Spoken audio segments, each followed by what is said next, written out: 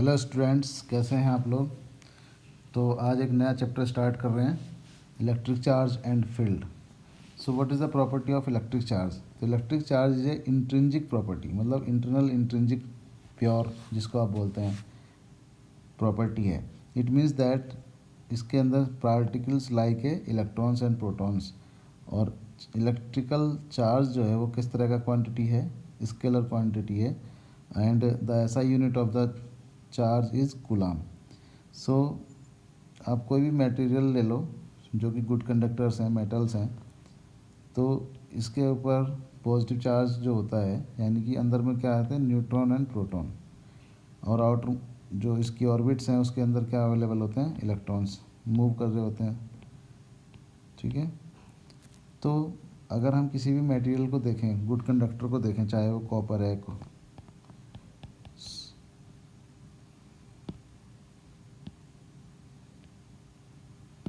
Aluminium है, कोई भी मटेरियल है, वो इलेक्ट्रिकली न्यूट्रल होता है बिकॉज इक्वली अमाउंट में इलेक्ट्रॉन्स अवेलेबल होते हैं और प्रोटॉन्स अवेलेबल होते हैं। इलेक्ट्रॉन्स के ऊपर -1.6 इंटू 10⁻⁻19 कूलाम चार्ज होता है, और प्रोटॉन के लिए 1.6 इंटू 10⁻⁻19 कूलाम चार्ज होता है। तो टू टाइप के चार्जेस अवेलेबल होते हैं, एक तरह से नेगेटिव और पॉजिटिव, टू टाइप चार्ज। ये बेसिक है, आपको इतना तो पता होगा, अभी तक आपने पढ़ लिया होगा प्रीवियस क्लासेसों में। नेगेटिव चार्ज और पॉजिटिव चार्ज क्लास 10th में भी आपने पढ़ा होगा। ठीक है। अब आइए, suppose that suppose that Na positive अगर लिखा है, तो it means that what is the meaning of Na positive. तो यहाँ से इलेक्ट्रॉन्स इसने शेयर किया, तो जिसने एक्सेप्ट किया उसके ऊपर चार्ज क्या आ जाएगा, नेगेटिव, और जिसने दिया है उसके ऊपर आ जाएगा पॉजिटिव। ठीक है। तो एक्सिस ऑफ इलेक्ट्रॉन्स जहाँ पर होंगे, एक्सिस ऑफ इलेक्ट्रॉन्स वो कैसा हो जाएगा, नेगेटिव, और डेफिशिएंसी ऑफ इलेक्ट्रॉन्स जहाँ पर होंगे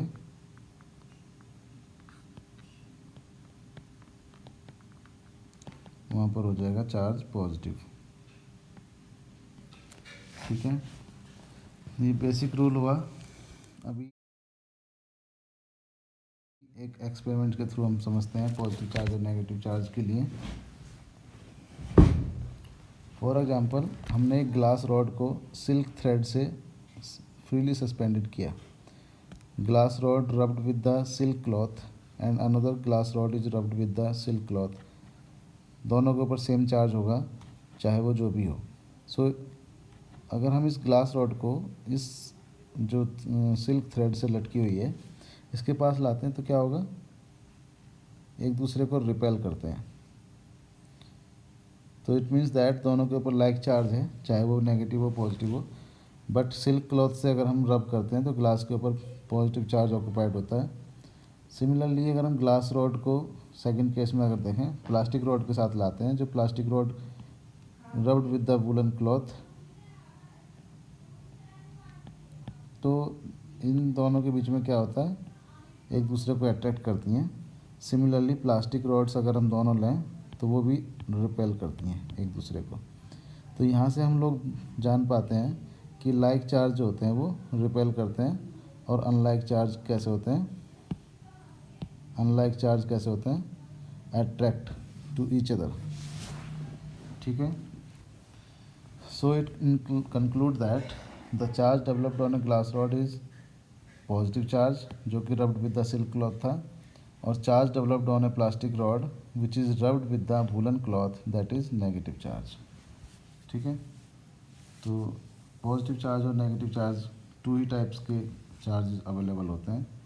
इसको अगर हम देखें तो चार्ज टू कंडीशंस में डिवाइड होता है। इलेक्ट्रिक चार्ज,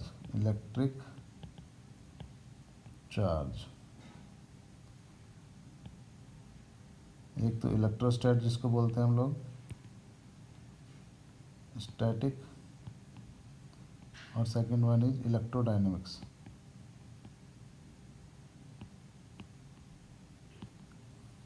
यानी कि charge in stop condition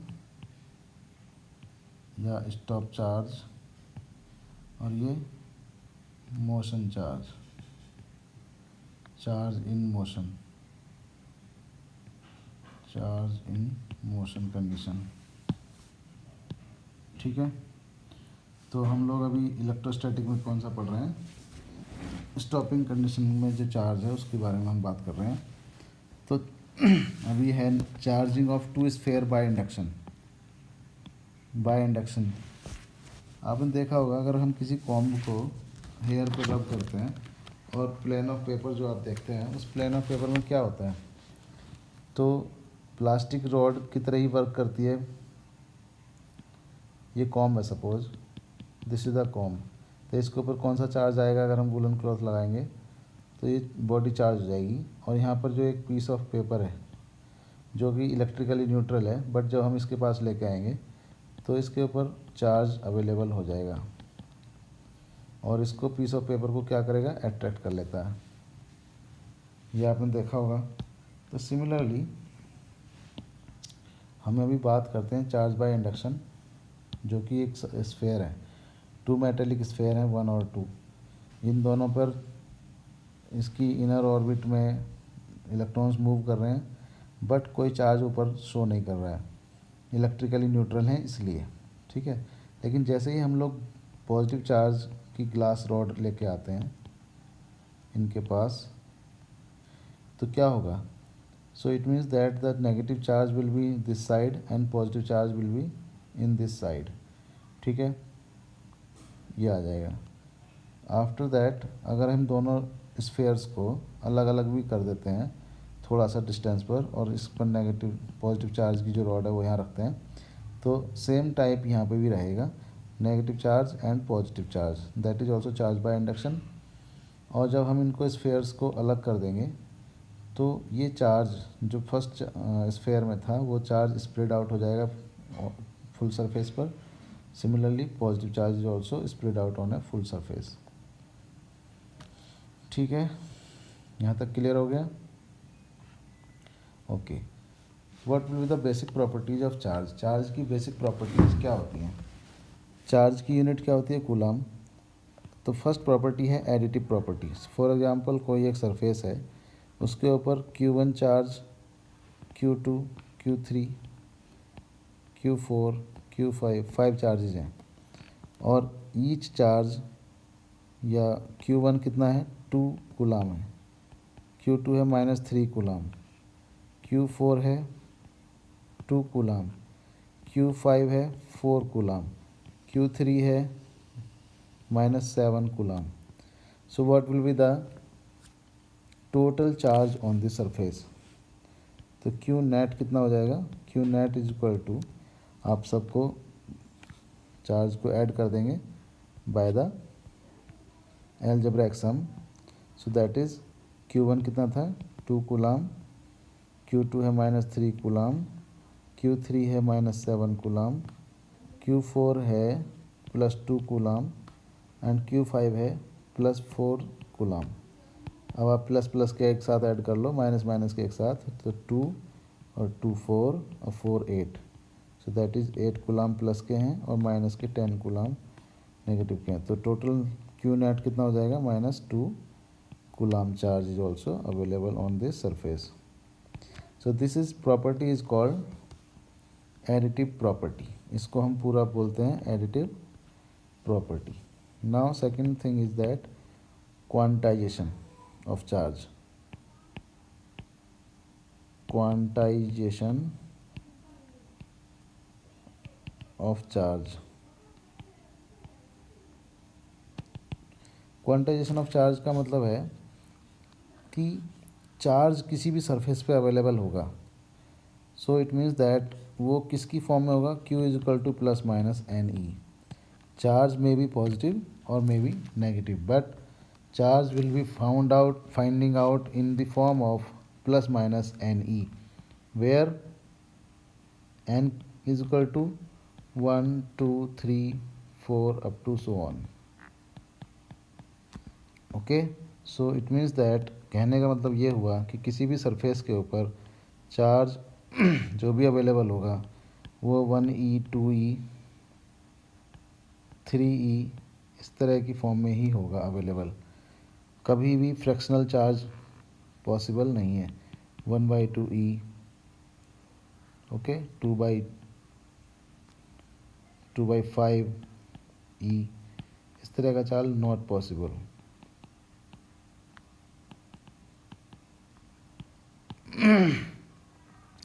so that is integral multiple of e, और e का मतलब है 1.6 इंटू 10⁻⁻19 कूलाम। ओके, तो इसकी इंटीग्रल मल्टीप्लिकेशन में ही होगा। अगर किसी पूछता है कोई 5.8 इंटू 10⁻⁻19 किसी के ऊपर चार्ज है, तो पूछता है कि क्या ये चार्ज पॉसिबल है, तो इसको हम डिवाइड करेंगे 1.6 इंटू 10⁻⁻19 से। -19 से 19 कैंसिल हो जाएगा, पॉइंट से पॉइंट कैंसिल हो जाएगा। अब ये देखिए 16 की टेबल में ये 5.8 या 58 नहीं आता है, तो इट मीन्स दैट ये क्या होगा, 16 3 जा 48 एंड 16 4 जा 64 ज़्यादा हो जाएगा, तो 3 पॉइंट समथिंग ये चार्ज आएगा जो कि फ्रैक्शनल चार्ज है, तो ये नॉट पॉसिबल में आ जाएगा। ये चार्ज कभी पॉसिबल नहीं होगा, क्योंकि पॉइंट में कोई चार्ज पॉसिबल नहीं होगा। Numbers integral multiple of 3e होना चाहिए तभी पॉसिबल होगा। अगर ये 6.4 होता दैट्स विल बी पॉसिबल। ठीक है, इसलिए अभी 5.8 into 10⁻⁻19 is not possible. And third property is what, conservation of charge. Conservation of charge, I hope आपको सबको समझ में आ रहा होगा। थर्ड प्रॉपर्टी क्या होती है, conservation of charge. So it means that यहाँ पर चार्ज आपको पता ही है, चार्ज कभी भी लॉस्ट नहीं होता। इट मीन्स उसको ना डिस्ट्रॉय किया जा सकता है और ना ही create, only transfer from one body to another. So इसके लिए एग्जांपल्स आपने देखे होंगे, जैसे फॉर एग्जांपल मैं एक लेता हूँ NaCl। NaCl का यहाँ पर इलेक्ट्रिकली न्यूट्रल है अभी, and after that react that is Na positive and plus Cl negative. तो यहाँ भी इलेक्ट्रिकली न्यूट्रल हो गया जितना उसके पास पॉजिटिव और नेगेटिव आया। सिमिलरली इन अनदर केस अगर हम गामा लें, तो गामा इज इक्वल टू क्या होता है, यहाँ से इलेक्ट्रॉन्स और पॉजिट्रॉन्स रिलीज होते हैं, और ये भी इलेक्ट्रिकली न्यूट्रल है और ये भी इलेक्ट्रिकली न्यूट्रल है। ठीक है, तो it means that the charge will be conserve always. ये एक न्यूमेरिकल है, a comb drawn through personal hair on a dry day cause 10⁻22 electrons to leave the person's hair and stick to the comb. Calculate the charge carried by the comb. तो calculate करना है कि comb कितने charge carried out करता है। So it means we know that the formula Q is equal to NE, यहीं से निकल जाएगा, बहुत सिंपल है ये। n की वैल्यू कितनी है, 10⁻22 इंटू ई की पावर कितना वैल्यू है, that is the value of E electrons के लिए 1.6 into 10⁻⁻19। So that is if you multiply with this 1.6 into 10⁻3 coulomb. ठीक है, तो इट मीन्स जो आपका कॉम्ब है वो उसके ऊपर कितना चार्ज आ रहा है इलेक्ट्रॉन्स में, तो माइनस में लिखेंगे 1.6 इंटू 10⁻3 कूलाम, जो एक्सिस ऑफ इलेक्ट्रॉन्स है। ठीक है, तो ये छोटा सा है numerical. What is the difference in between electric charge और मास। तो मेन सबसे बड़ा डिफरेंस यही है कि electric charge may be positive, may be negative, may be zero, but mass is always positive. ये पॉसिबल नहीं है कि Q is equal to zero हो और mass is equal to positive हो।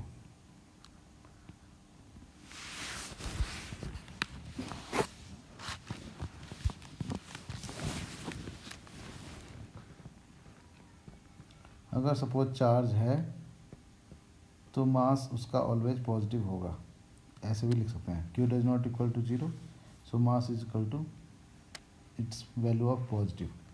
Second thing is that charge on a body does not depend on its speed.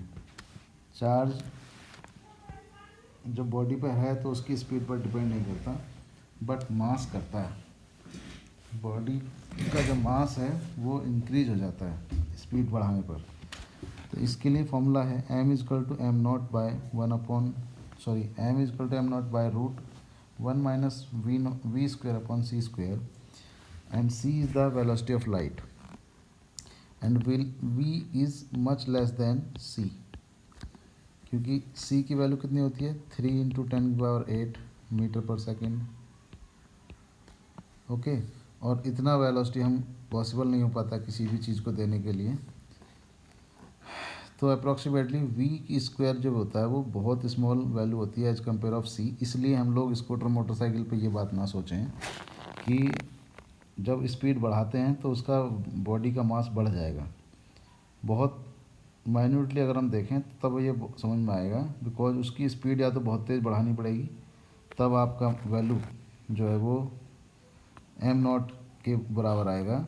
चूँकि ये value बहुत कम होती है, वी की वैल्यू बहुत कम होती है। फॉर एग्जांपल आपने 100 किलोमीटर पर आवर की स्पीड आप निकालते हो, तो एज कम्पेयर ऑफ 3 इंटू 10⁸ जो आपकी 3 लाख किलोमीटर पर सेकंड है, स्पीड ऑफ लाइट कितना है 3 लाख किलोमीटर पर सेकंड स्पीड ऑफ लाइट की वैल्यू है। 3 लाख किलोमीटर के कंपैरिजन में 100 या 200 भी बहुत कम स्पीड होती है। तो इसलिए तो it means that the velocity of any object is v is much less than as compare of c। So m is equal to approximately m naught के बराबर आता है। इसलिए हमको पता नहीं चलता कि उसका मास इंक्रीज हो रहा है या नहीं, ठीक है। बट हम लोग ये इसको अगर थोड़ा सा स्पेशल केस में लेके जाएं, infinite simply it means that थोड़ा माइक्रो लेवल पर देखें तब ये सारी चीज़ें हमको पता चलेंगी, ठीक है। तो it means that mass of the body increase with its speed. अगर हम स्पीड बढ़ाते हैं तो बॉडी का मास बढ़ता है। ओके, नाउ द अभी मेन चैप्टर्स का जो वैल्यू है, कूलम्ब्स लॉ बहुत इंपॉर्टेंट टॉपिक है, अब वो अभी स्टार्ट होने वाला है। क्योंकि ये तो सब बेसिक प्रॉपर्टी है, यहाँ से 1 मार्क्स के क्वेश्चंस आपको आ सकते हैं कहीं भी, लेकिन कूलम्ब्स लॉ को अप्लाई करना, कूलम्ब्स लॉ की बात करना वो बहुत ज़्यादा इम्पोर्टेंट है। अभी तो मैं बेसिक ही करा रहा था, अब कूलम्ब्स लॉ आइए। What is the Coulomb's law? तो कूलम्ब्स लॉ के बारे में अगर हम बात करें तो कूलम्ब्स ने सजेस्ट किया that is the force of attraction, this is the rule, attraction और repulsion is directly proportional to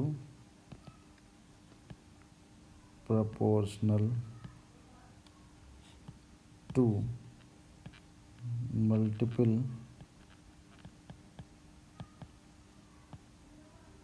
product of two charges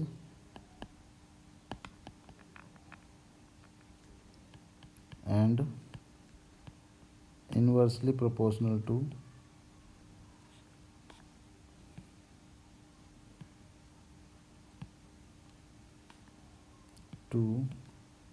square distance between them। यानी कि अगर सपोज दैट 2 चार्जेस हैं, these are the 2 charges,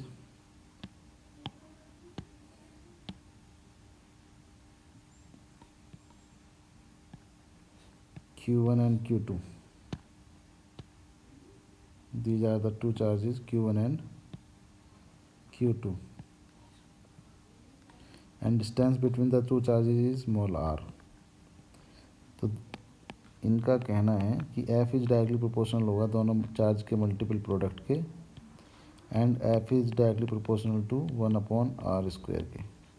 अगर हम इन दोनों rules को मिला दें, नंबर 1 और नंबर 2 को, तो क्या हो जाएगा, F is directly proportional to Q1 Q2 upon R square, और F is equal to K Q1 Q2 upon R square, और F is equal to 1/4 pi epsilon not into Q1 Q2 by R square. This is the Newton's Coulomb's law, sorry Coulomb's law. So what is the meaning of epsilon naught? Epsilon naught means electrical permittivity. What is the meaning of permittivity? Permittivity का मतलब है कि ये दोनों charges हमारे कहाँ पर रखे हुए हैं, उसका इफ़ेक्ट भी इसके ऊपर आता है. फॉर एग्जांपल ये वैक्यूम के अंदर हैं या मीडियम के अंदर हैं, इन दोनों का इफ़ेक्ट भी इसके ऊपर आता है. तो इसलिए हम लोग एप्सिलॉन नॉट क्या है, एप्सिलॉन नॉट यहाँ लिख देंगे हम लोग, where epsilon naught is equal to electrical permittivity in free space, in free space के लिए हम यूज़ करते हैं. और एप्सिलॉन नॉट की वैल्यू जो होती है वो कितनी होती है, 8.85 इंटू 10⁻⁻12, और इसका जो यूनिट है वो हो जाता है coulomb square by newton metre square, coulomb square by newton metre square. Okay, and k जो आपकी वैल्यू है, k is equal to 1/4 pi epsilon naught की वैल्यू अगर हम कंप्लीट देखें तो इनकी वैल्यू अगर हम 4 इंटू पाई की वैल्यू 3.16 लगाएं, एप्सिलॉन नॉट की वैल्यू 8.85 लगाएं, तो ये वैल्यू आती है 9 इंटू 10⁹ के की वैल्यू. तो these are the values of k and epsilon naught. ठीक है, एंड एस आई यूनिट क्या होती है, S I unit of force, electrostatic force जो आपने निकाला अभी, एफ इज इक्वल टू कितना आया था, तो that is coulomb square by metre square.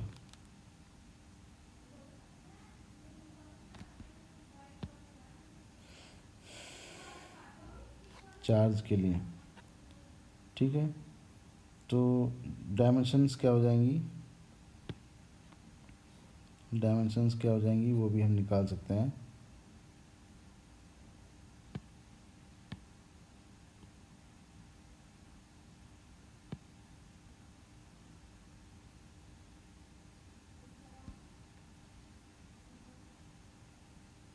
Okay, तो अरे sorry,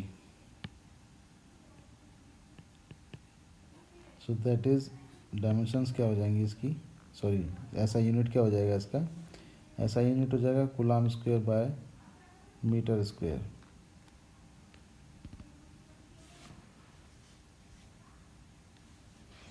now Coulomb's law in vector form. How can we written the Coulomb's law in vector form?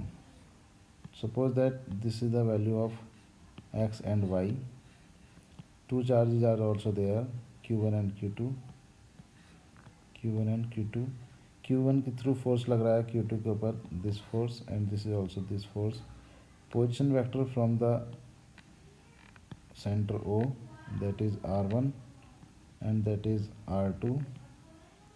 तो ये जो वैल्यू होगी ये कितनी हो जाएगी, R2 minus R1, R2 minus R1 या R12.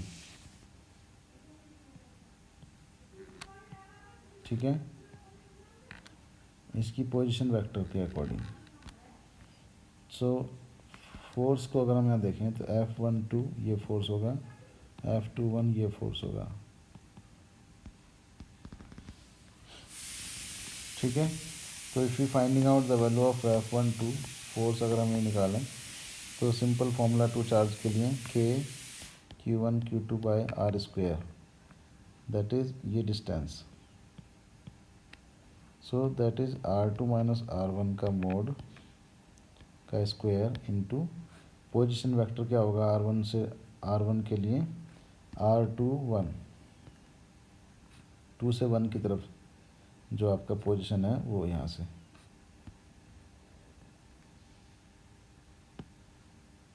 दोबारा समझ लो,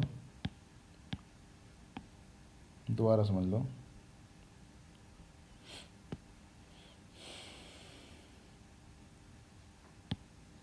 जब चार्ज ये है Q1, Q2 चार्ज है, तो Q2 से Q1 की तरफ फोर्स लग रहा है F12, F21, F21, यस। तो R2 से पोजीशन वेक्टर क्या हो जाएगा, 2 से 1 की तरफ, 2 से 1 की तरफ होगा पोजीशन वेक्टर R21, और Q1 से Q2 की तरफ होगा ये, that is R12, this is the value. तो F21 के लिए जब हम फॉर्मूला लिखेंगे, सॉरी F12 के लिए,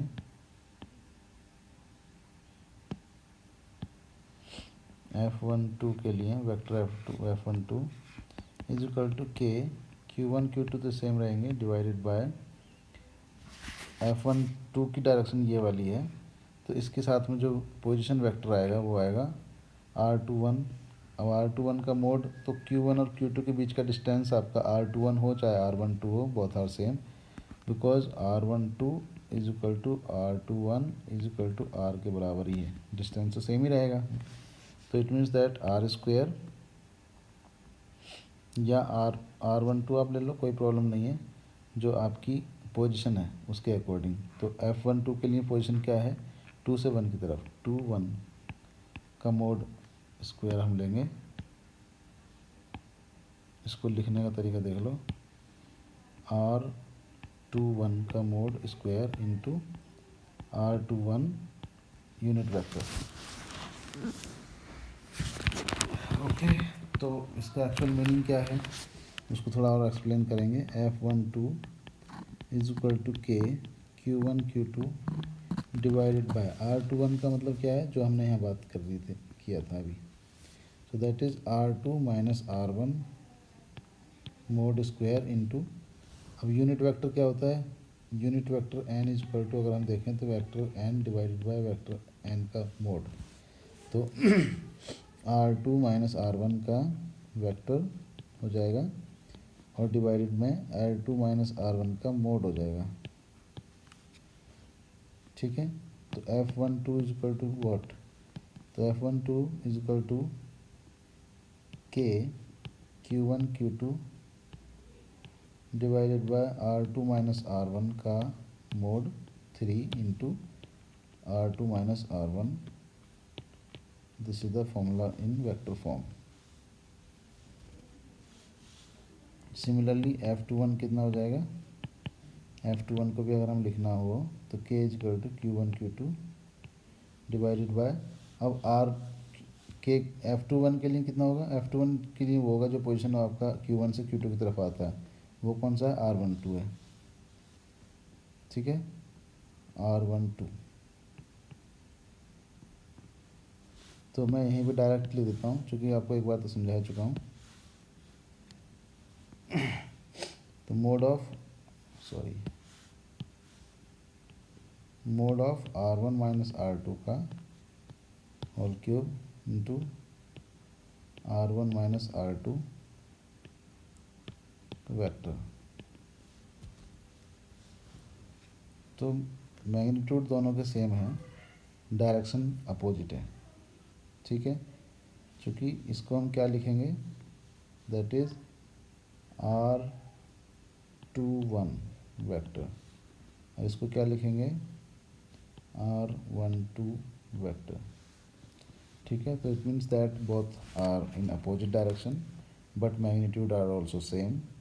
सो therefore F12 is equal to minus F21 in opposite direction, ठीक है। तो ये Coulomb's law in vector form आप लिख सकते हो। इसका आप स्क्रीनशॉट ले लीजिए, चाहे समझ में तो आ गया होगा। चलिए अब नेक्स्ट है एक न्यूमेरिकल है ये, two identical charge Q each are kept at a distance of R। तो टू आइडेंटिकल चार्ज मान लीजिए ए पॉइंट पर एक है और एक यहाँ पर आप पॉइंट ले लो B। ये कैपिटल Q चार्ज है, ये भी कैपिटल Q चार्ज है। A third charge Q is placed on the line joining the above two charges such that all the three charges are in equilibrium. कोई condition पता नहीं है कहाँ पर रखा है, बट कहीं रखा है।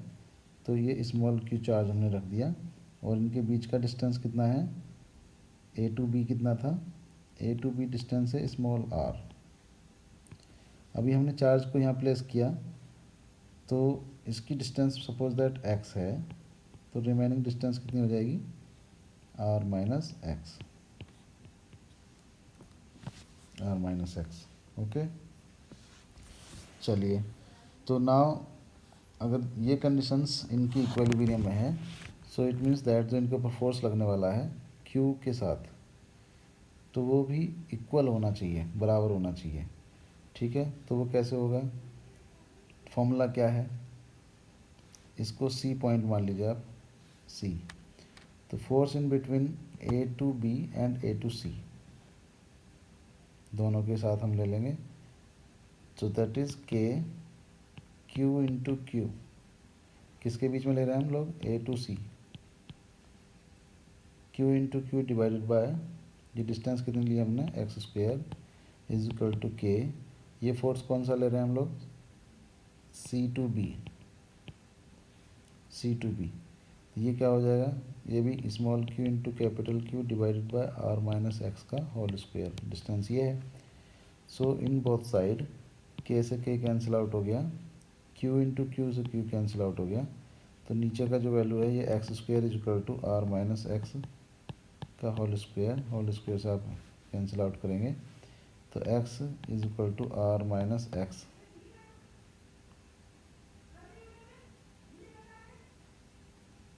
ठीक है, और 2x इज इक्वल टू कितना है, R, और x is equal to R by two. यानी कि जो हमारी वैल्यू है वो R बाई टू ये इधर है, तो R माइनस टू होगा तो R बाई टू इधर आ जाएगा। यानी कि जो स्मॉल q है वो जस्ट मिडल पॉइंट पे रखा हुआ है।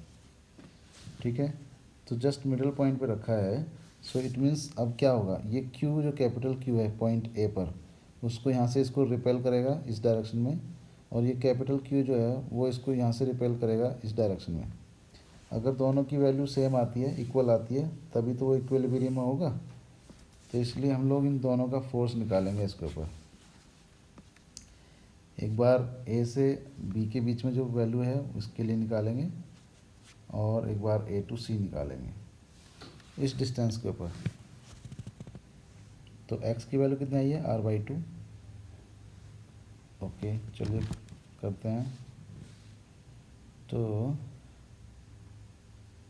फोर्स इन बिटवीन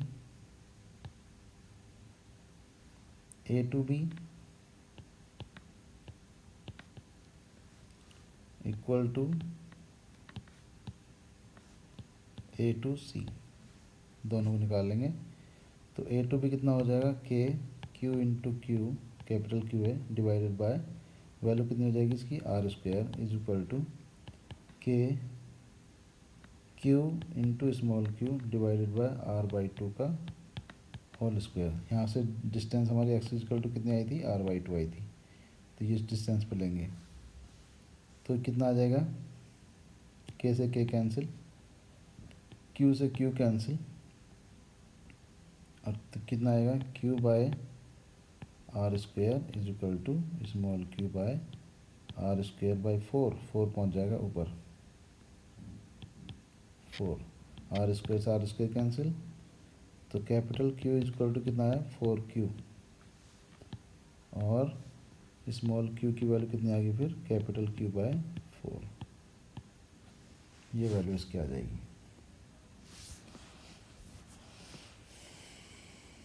ये अच्छा खासा क्वेश्चन है, CBSE में आया हुआ है।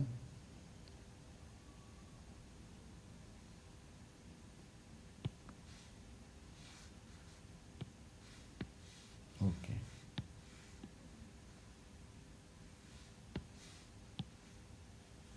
चलिए नेक्स्ट है फोर्स बिटवीन मल्टीपल चार्जेस। इसको हम बोलते हैं सुपरपोजिशन प्रिंसिपल, ये कट गया है, दैट इज सुपरपोजिशन। ओके, इसमें क्या है, for example these are the along x axis and y axis, suppose that एक चार्ज आपका यहाँ है, एक चार्ज यहाँ है, एक चार्ज आपका यहाँ है। अकॉर्डिंगली हम लोग ले रहे हैं, suppose that this is the charge of Q1, Q2 and Q3।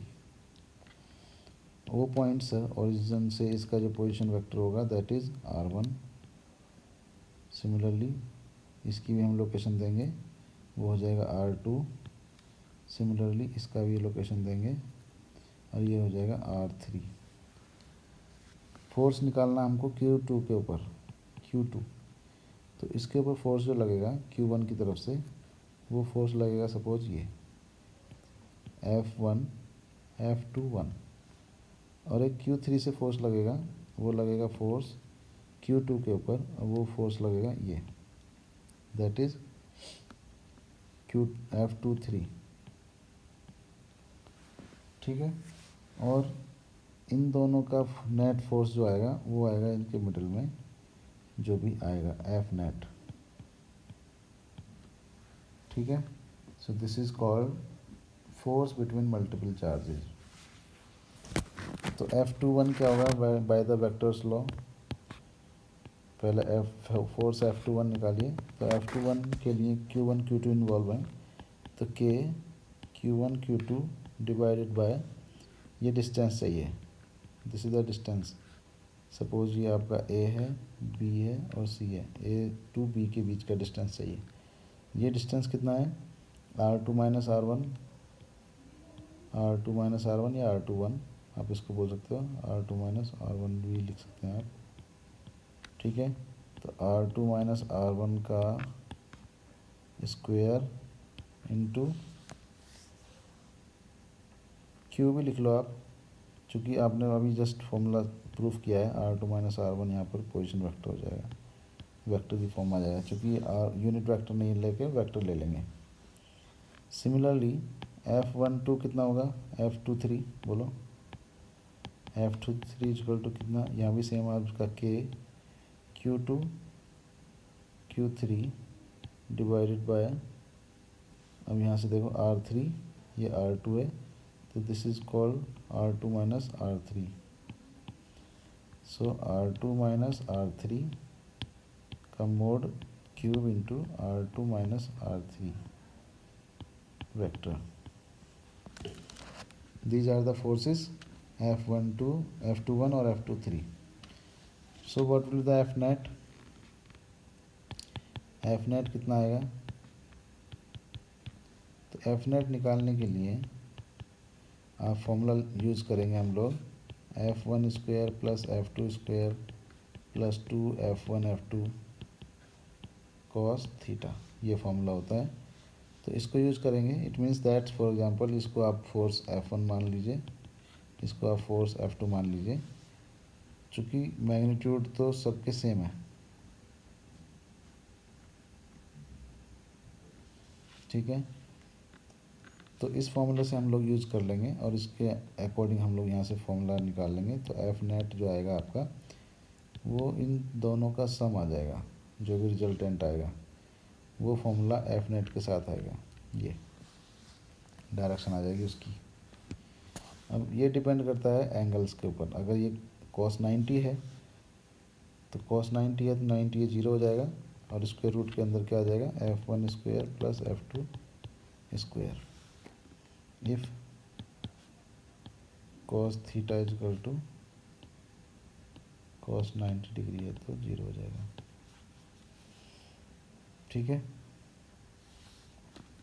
ऐसे हम लोग मल्टीपल चार्जेस के लिए किसी के ऊपर भी फोर्स अप्लाई कर सकते हैं, किसी के ऊपर भी फोर्स कैलकुलेट कर सकते हैं।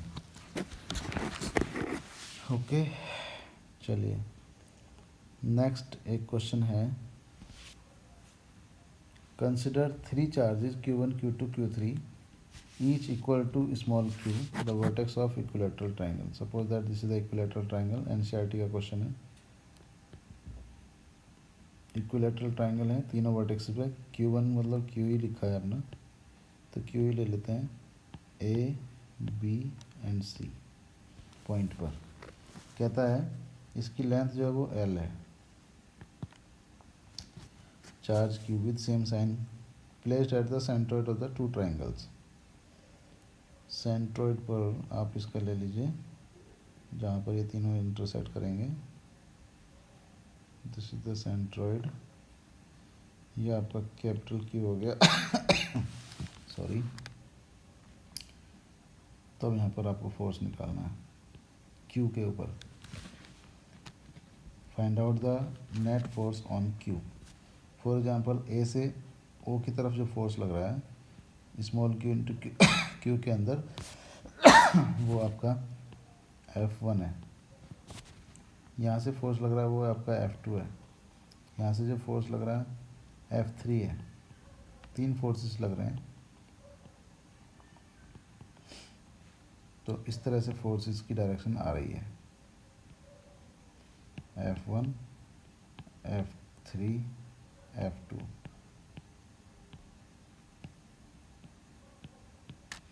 ये एंगल हो जाएगा चूँकि सेंट्रोइड का है तो 120 120 120, ठीक है। चलिए अब देखिए नेट फोर्स आप वैसे भी देख रहे हो जीरो ही हो रखा है, लेकिन हम लोग कैलकुलेट करके निकालेंगे। कैलकुलेट करके कैसे निकालेंगे? फोर्स F1 की वैल्यू कितनी होगी बताओ कैलकुलेट करके। F1 इक्वल टू हो जाएगा K Q into Q divided by AO का स्क्वायर। AO का स्क्वायर डिस्टेंस जो आप देख रहे हो। तो हम लोग पहले AO BO और CO की डिस्टेंस ही निकाल लेते हैं। वो कैसे निकालेंगे? बाय द पाइथागोरस थ्योरम निकाल लो।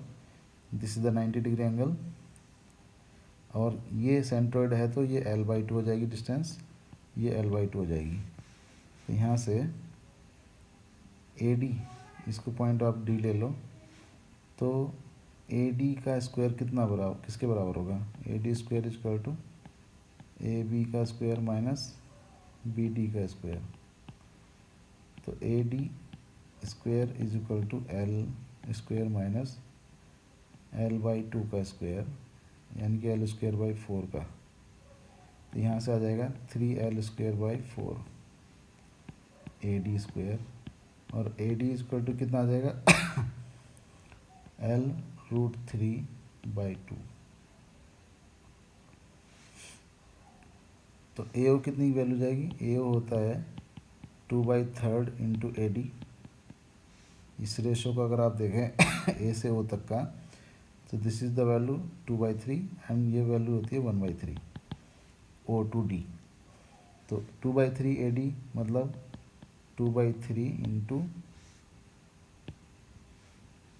2/3 इंटू √3/2 L। 2 से 2 कैंसिल, √3 से 3 में एक रूट कैंसिल हो जाएगा, तो AO इक्वल टू आ जाएगा L/√3। ठीक है। तो K Q into Q sorry capital है, L/√3 का स्क्वायर मतलब L स्क्वायर इंटू 3 ऊपर पहुंच जाएगा 3, ठीक है। और डायरेक्शन हो जाएगी A to O along AO। Similarly F2 निकाल लेंगे।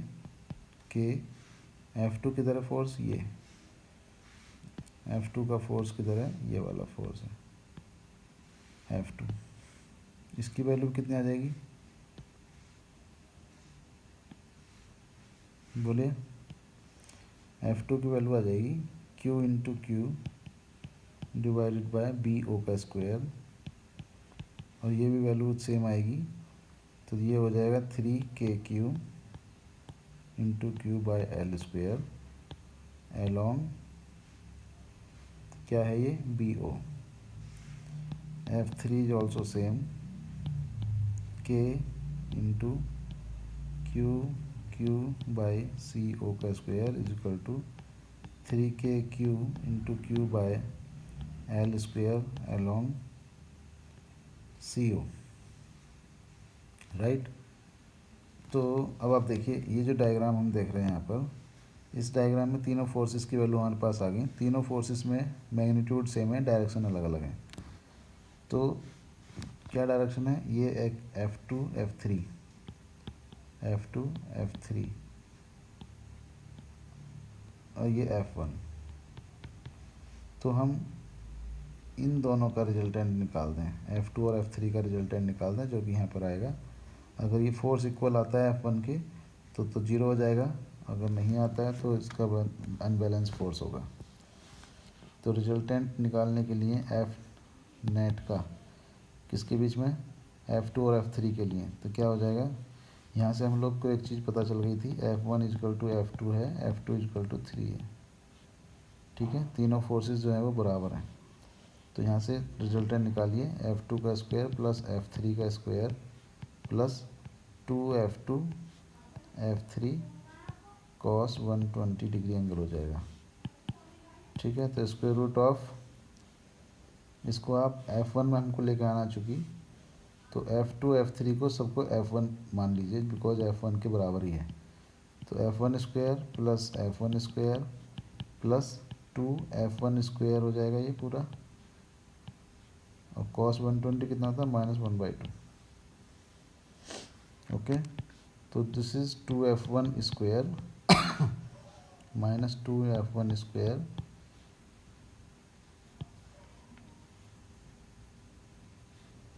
इंटू 1/2, 2 से 2 कैंसिल, तो ये आ गया square root of 2F1 square minus F1 square. Square root में बचेगा क्या, सिर्फ F1 स्क्वायर R, और F1 स्क्वायर का स्क्वायर रूट से F1। तो यानी कि रिजल्टेंट जो आया R इजकल टू जो आया वो आया F1। तो ये F1 के बराबर है force. This is the force equal to what, F1। therefore resultant F1 is equal and opposite to F1 force also. Therefore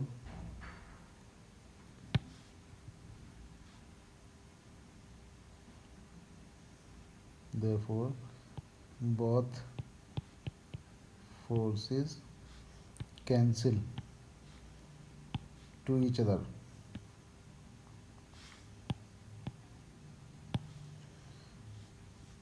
Now we see that the net force applied on Q is 0। तो ये इसका value आपकी निकल के आ जाएगी। यहाँ से start है इसका क्वेश्चन।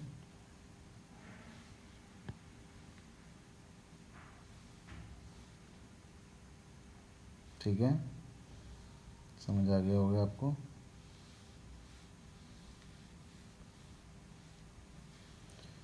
ओके स्टूडेंट्स, तो आज मैं इतना ही कराऊंगा, और अभी इसके नेक्स्ट वाली वीडियो में इसके आगे का क्वेश्चंस कराएंगे, इसके आगे का बचा हुआ पार्ट कराएंगे। आप लोग मुझे सब्सक्राइब कर लेना, ताकि आपको continue chapter wise topic wise video मिलती रहें। जय हिंद, जय भारत।